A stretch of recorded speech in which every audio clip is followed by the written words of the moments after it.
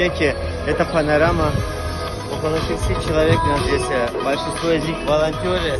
Мы пришли здесь собирать мусор, который также от людей, от нас остался.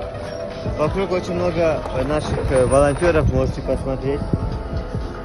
Мы хотим дотронуться, капельку сделать помощь этому красивому городу Бишкеку. Наш город должен процветать.